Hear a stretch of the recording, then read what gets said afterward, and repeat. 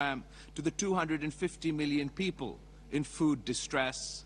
Further moderate prices by enlarging food production and supplies, and support small farmers' access to seed, fertilizer, and finance.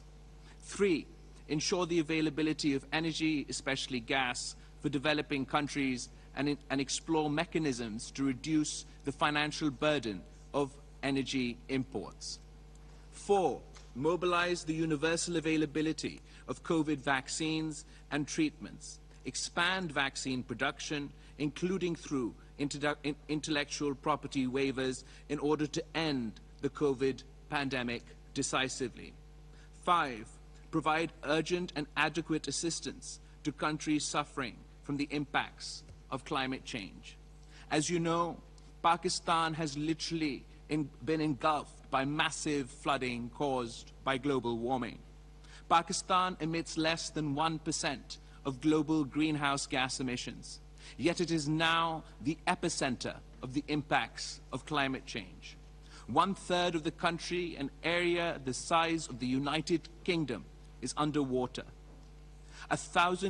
More than 1,000 people were killed and thousands more injured. 33 million people have been affected and 6 million absolutely destitute. Over 1 million homes, 7,000 kilometers of roads, 350 bridges, 5 million acres of crops have been destroyed. The total damage is estimated at over $20 billion, almost 7% of Pakistan's GDP. The entire Pakistani nation, government, armed forces, and common people have rallied to provide relief to their compatriots in need. And we are grateful to our friends, including members of the Group of 77 in China, for their generous support that they have provided Pakistan in our relief efforts. We are confident that their support will be sustained as Pakistan moves to the daunting task of rehabilitation and reconstruction.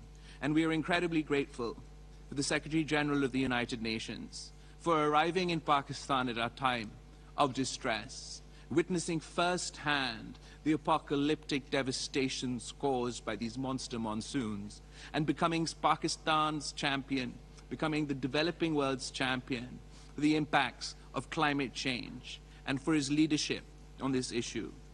Excellencies, beyond the emergency actions I have outlined, we need to promote global structures and policies which can end inequality and inequity among and within nations, and enable all developing countries to achieve the SDGs and the goals of the Paris Agreement. The systemic and structural reforms should be encompassed by the following. First, it is essential to reform international finance. The United Nations Secretary General has rightly called the present international financial architecture morally bankrupt. It must be aligned with the SDGs. This implies sustainable management of sovereign debt, larger concessional financing from MDBs, including through recapitalization and lowering provisioning ratios. Issuance of additional SDRs, reducing borrowing costs for developing countries, and innovative financing.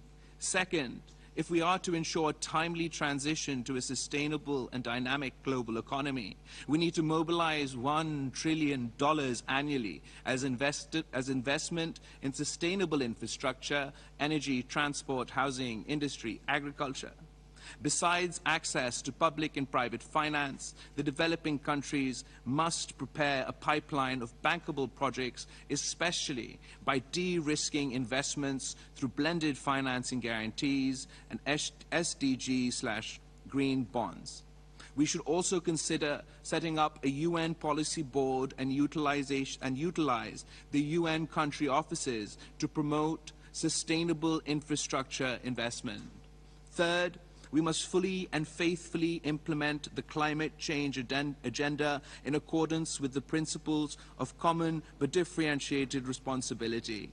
By COP27, we must secure fulfillment of the pledge by the industrialized countries to provide $100 billion plus annually in climate finance, allocate half of this to climate adaptation, and establish a financing facility to compensate developing countries for loss and damage from climate impacts.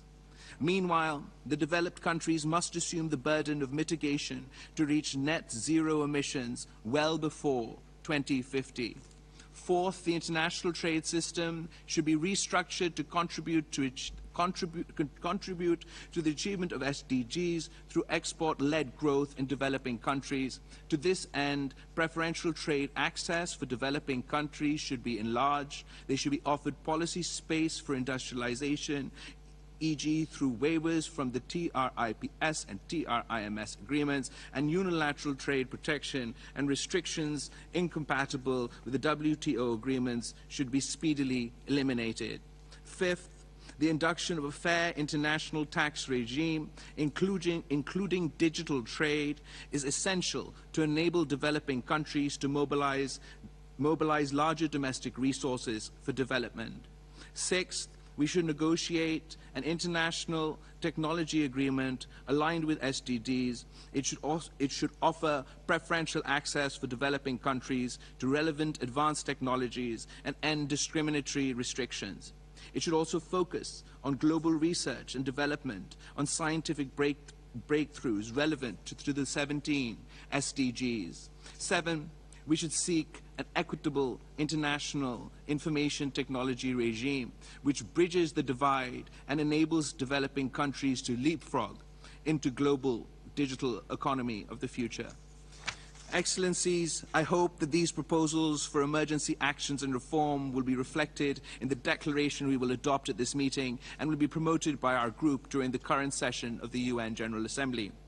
Apart from the cooperation which we desire and expect from the developing countries, the members of the Group of 77 plus China are also well placed to promote their development objectives through mutual South-South cooperation. Several mechanisms for South-South cooperation have been created within the UN system already. We welcome the President of China's Global Development Initiative, a critical component for rapid development is connectivity projects that can enhance trade, investments, and economic efficiency. China's Belt and Road Initiative is an outstanding example.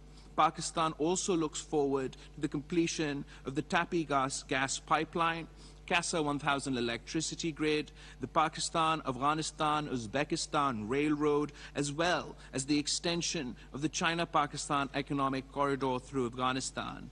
Once Pakistan-India relations are normalized, we can then look forward to the integration of emerging economies of South Asia, Central Asia, and West Asia.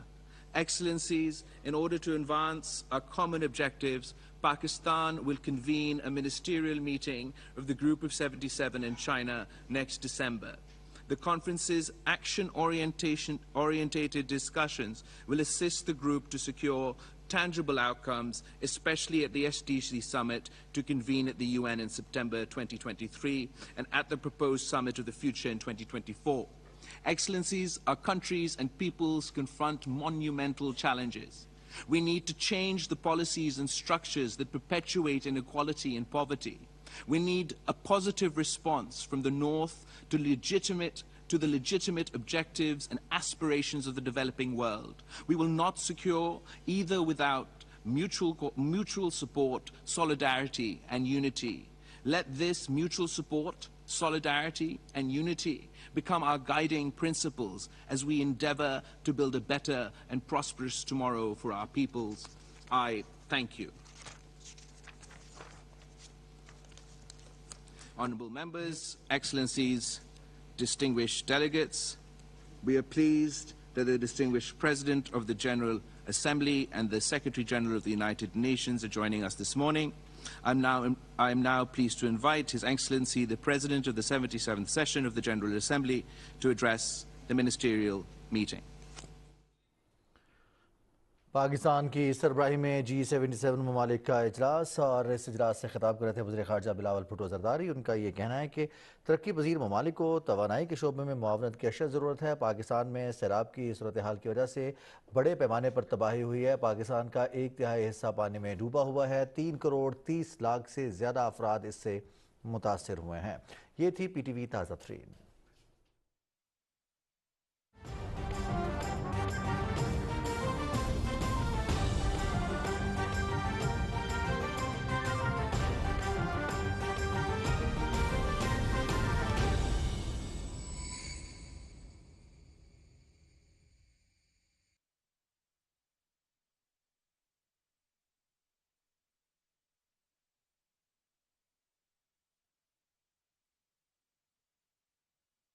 पूरे central Asia और eastern Europe में law बन चुके हुए हैं कि आप किसी भी मुल्क, ये दोस्त ममालिक में बात नहीं कर रहा हूं, किसी भी मुल्क, दोस्त ममालिक या दुश्मन ममालिक का जिम्मेदार यह फैसला करना फॉरेन ऑफिस का काम है, मेरा और आपका नहीं है। किसी भी मुल्क का अगर आप झंडा जलाते हैं या उसकी तस्दील करते हैं तो 7 साल सजा है।